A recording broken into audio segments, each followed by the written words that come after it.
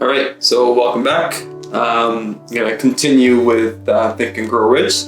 Today we're going to be talking about auto-suggestion. And for those of you guys that are just tuning in, I'm just dividing by chapter and going through this book.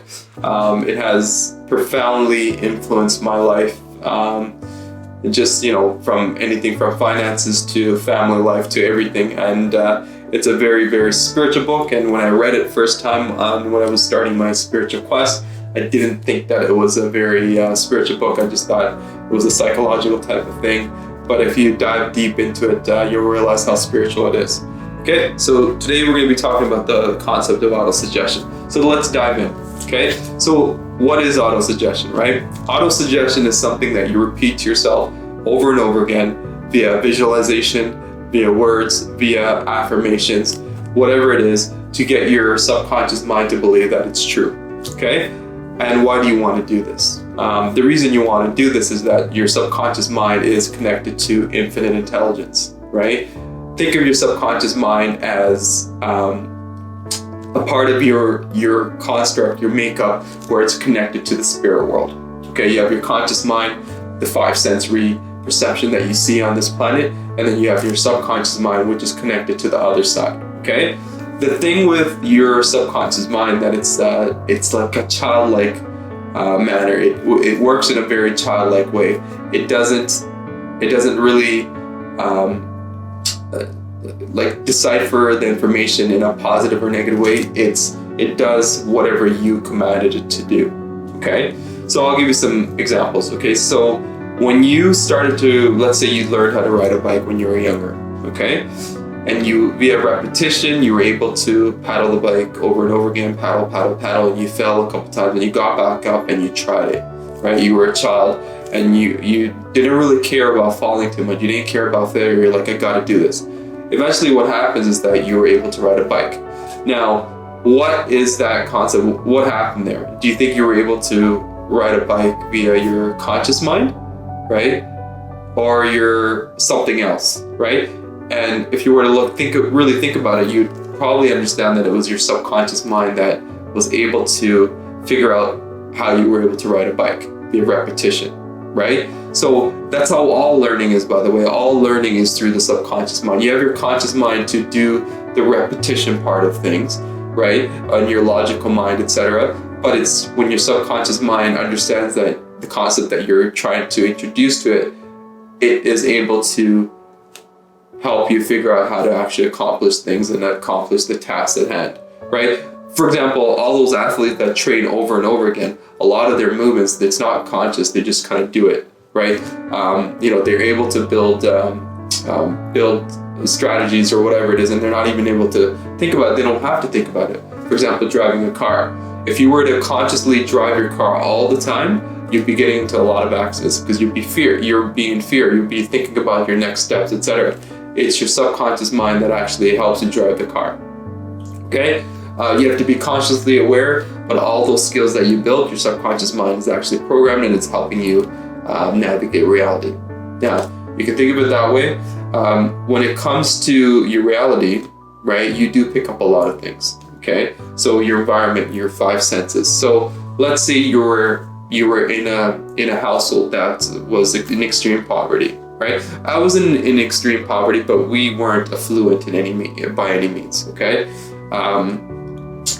my parents worked really hard, and they had money issues here and there, right? So I picked up from the environment that money was hard to come by. You have to work hard for your money.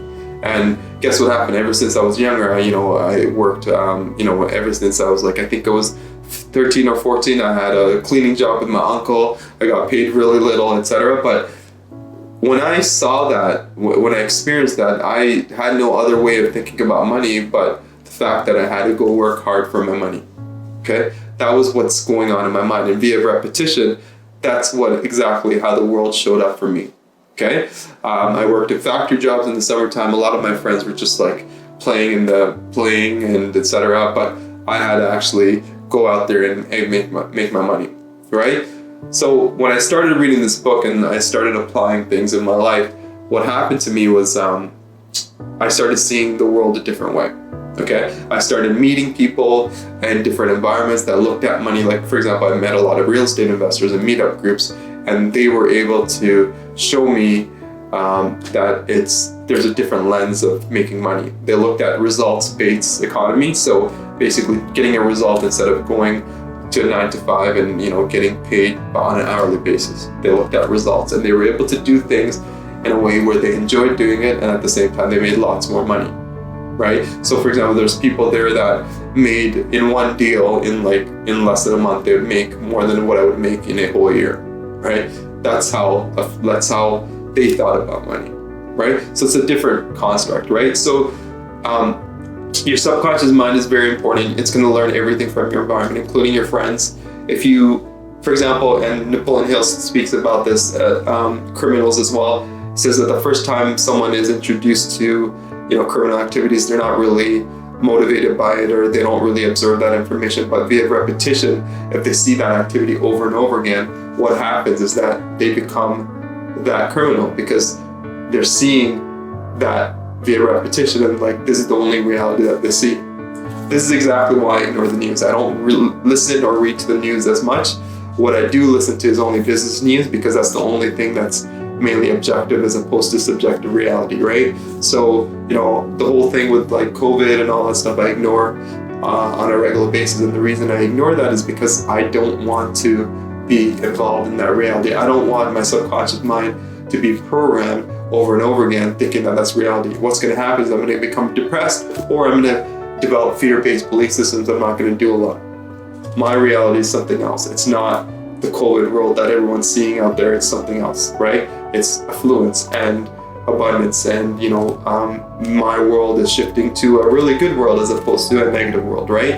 It's not, some people might call this ignorance, whatever, right? I have a good life, and I've had a good life for a very long time because I've been using these principles. Okay, so think of your subconscious mind as is something that needs to be maintained on a regular basis. It's kind of like your garden, right? You go out to the garden and you plant some kind of fruits and vegetables in there. Along the flower, beside it, there might be weeds that develop. If you don't maintain that garden and then trim those weeds, etc., the weeds are eventually going to be taking over your plants. Okay, so you have to maintain that mindset, and you have to make sure that you're thinking about what's being fed to your subconscious mind, right? So the modality, the way that you can do this is there's different modalities, right? You can visualize, right? You could repeat affirmations over and over again, but you have to do these things with feeling. If you don't repeat things with feeling, you're just repeating things without really actually feeling them, right? Your emotions have to be in tune with those feelings. So for example, let's say there's a formula, Emily Coué, who was a psychologist back in, I think, early 1900s, he had this saying, it's called day by day in every way I'm getting better and better and better. Day by day in every way I'm getting better and better and better. And there's two ways of doing this. One way, you can repeat this saying just automatically without thinking about it. Number two, you can repeat it by actually believing in the statement and actually repeating it over and over again until your subconscious mind picks it up. Because it's true, right? Once you emotionalize something, thoughts are just there, but when you emotionalize something, it magnetizes that thought. And when you magnetize a thought, your subconscious mind will start believing that it's true. That's why visualization, that's why acting as if, right? Doing something where you're in that state more frequently, then that becomes your reality, right? You have to get your mind to believe it first. If you get your mind to see something before you actually achieve it, then that's what happens. Your world shifts, and then your outcomes will show up like that, okay? So I know there's probably a lot of logical people listening to this as well. I met a lot of logical people in my life, and you probably have too. Think about it this way. A lot of logical people are struggling because they get stressed really easily, and they look at everything that needs to be done, and they're like, oh my God, I have all these things to do, and therefore I won't begin because it seems so overburdened. Like it's overburdened. It's too much for them to handle. Okay? So as a result, they never start. That's your logical mind, that's your ego, right? It's gonna say 1 + 1 = 2, okay? But in the subconscious world, in the spiritual world, everything is quantum leaps, right? It's not logical there. So you have to tap into both sides to actually navigate this life. You can't be too illogical either. You know what I mean? You can't be too dependent on the spirit world. You have to mix a blend of both. Logic plus your illogical mind will help you get there. You have to be a child. You have to pretend that you can obtain anything that you want to attain. Because if you don't, you're never going to start. Okay? So things that I do in the morning for auto-suggestion is I repeat certain things. I have certain things in my mind that I want to get repeat.